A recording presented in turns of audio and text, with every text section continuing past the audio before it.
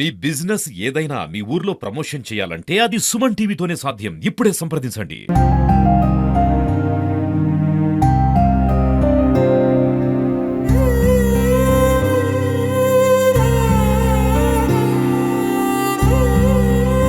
సంవత్సర కాలంగా కూడా ఆటో నడవకపోవడం వల్ల కూడా ఆర్థిక భారాలు ఎక్కువై కూడా ఆడతావా, బండి గుంజుకపోమంటావా, లేకుంటే నేను పోలీస్ స్టేషన్లో పెట్టమంటావా?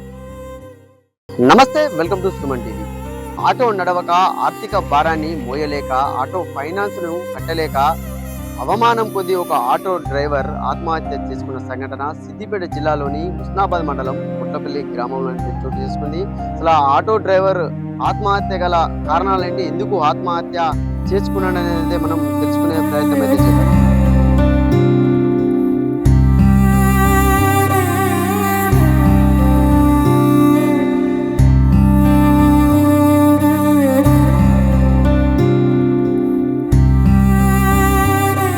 ఆటో నడవకపోవడంతో ఆర్థిక ఇబ్బందులు భారమై ఆత్మహత్య చేసుకున్నటువంటి బండి శ్రీధర్ వాళ్ళ ఇంటి దగ్గరికి అయితే రావడం జరిగింది. కుటుంబ సభ్యులు అయితే మాత్రం కన్నూరి మున్నీరుగా విలపిస్తున్నారు. ఎందుకంటే ఇంతకు ముందు ఫ్రీ బస్ రాకముందు బాగా ఆటో నడిచేది, బాగా మేము మా కుటుంబం మందం వరకు మేమైతే చాలా బాగా బతికామన్నది కూడా వాళ్ళు చెప్తున్న పరిస్థితి వాళ్ళు అయితే ఉన్నారు. వారితో అయితే మనము మాట్లాడించే ప్రయత్నం అయితే చేద్దాము. అంటే దాదాపుగా సంవత్సర కాలం నుంచి కూడా మాకు కొద్దిగా ఆర్థిక ఇబ్బందులు చాలా ఎక్కువ అయ్యాయి. దాని కొరకే ఫైనాన్షియల్ గా మేము ఆటో ఫైనాన్స్ తెచ్చుకోవడం జరిగింది. ఫైనాన్స్ లో కొనుక్కున్న తర్వాత కూడా మాకు అది ఆటో నడవకపోవడం కూడా భారమైందని కూడా అడిగి తెలుసుకున్నాం. అసలు ఏం జరిగిందనేది కూడా మనం అడిగి తెలుసుకున్నాం. శ్రీధర్ వాళ్ళ భార్య ఉన్నారు.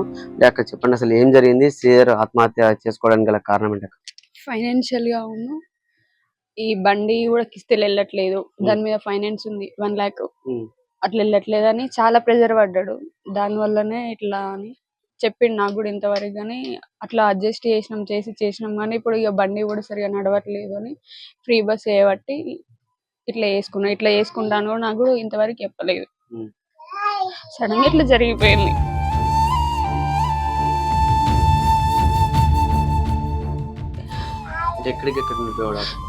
కిరాయిలు వెళ్ళేవాడు, కరీంనగర్ టు హుస్నాబాద్ అంతే. ఎక్కువ కిరాయిలు అయితే బాగానే వచ్చేటి. అంతకుముందు ఫ్రీ బస్ లేక ముందుకు, ఫ్రీ బస్ వచ్చినాక అంచలి ఇట్లా ఇబ్బంది అవుతుంది. అంటే అంతకుముందు ఎట్లా ఉండేది మీకు? అంటే అంతకుముందు ఈ ఆర్థిక భారాలుగా ఫైనాన్షియల్ ఎలాంటి ఇబ్బందులు లేదు. ఓన్లీ ఇప్పటి నుండి 1 year నుండి ఇట్లా ఇబ్బంది అవుతుంది. ఎంతవరకు ఉంది? 1 lakh 2 lakh ఉంది.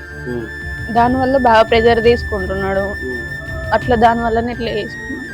చెప్పిండు చాలా ట్రై చేసిండు కానీ ఇది ఇంట్లో వేసుకున్నాడు మాకు కూడా తెలియదు.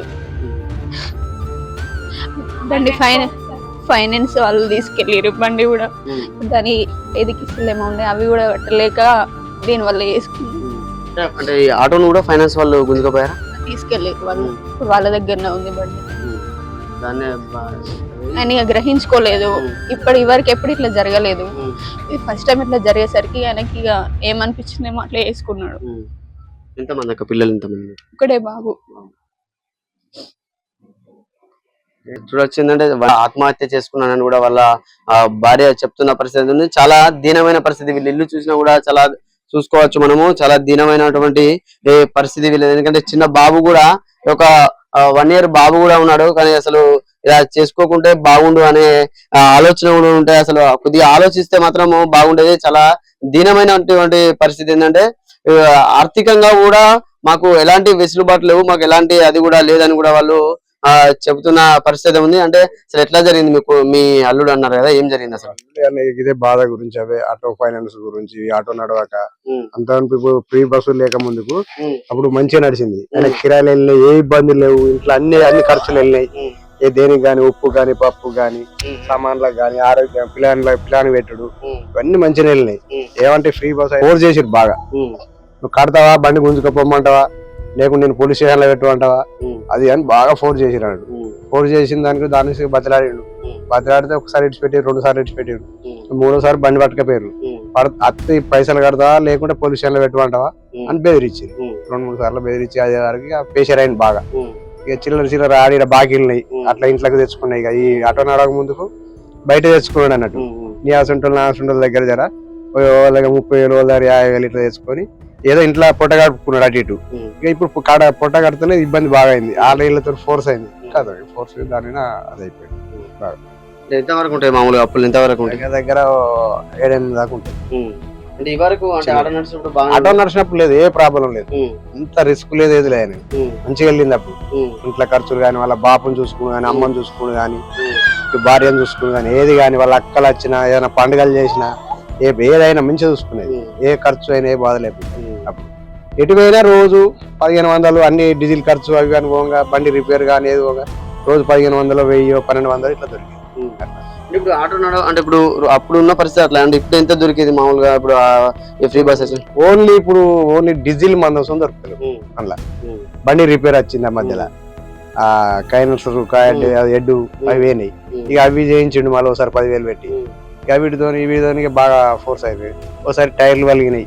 అట్లా ఇంజన్ బండి ప్రాబ్లం. ఇప్పుడు డీజిల్ కు చూద్దాం, ఇప్పుడు మనం పొర్లాపల్లి నుంచి వెళ్ళి హుస్నాబాద్ పోవాలంటే చూద్దాం, ఆ లీటర్ డీజిల్ పైసలు పడుతుంది. ఇప్పుడు కరీంనగర్ హుస్నాబాద్ కొట్టాలంటే 5 లీటర్లు డీజిల్ అప్ అండ్ డౌన్, 5 లీటర్లకు 500 పోతాయి. మనకు అప్ అండ్ డౌన్ లా 1100, 1200 దొరకాలి. ఏమైనా లగేజ్ వేసుకొచ్చిన అందులో ఏం దొరకలేదు.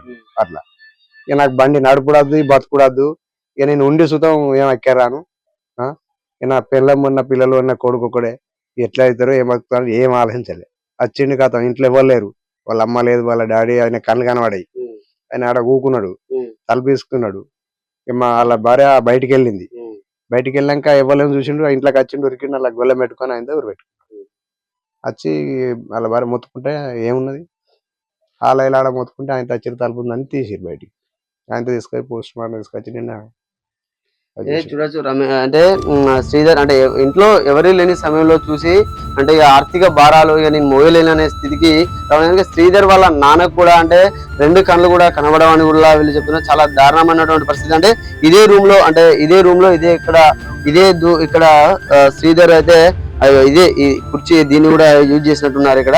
ఇక్కడనే దీనికే ఆత్మహత్య అంటే ఉరేసుకుని ఇక్కడే అయితే చనిపోవడం జరిగింది. మాత్రము చాలా దారుణమైనటువంటి విషయం. ఎందుకంటే ఆర్థిక భారాన్ని మోయలేకనే నా భర్త చనిపోయాడు, నా అల్లుడు చనిపోయాడు అని కూడా వాళ్ళ కుటుంబ సభ్యులు అయితే చెప్తున్న పరిస్థితి ఉంది. కెమెరామెన్ జయదీష్తో సతీష్, సుమన్ టీవీ, సిద్దిపేట.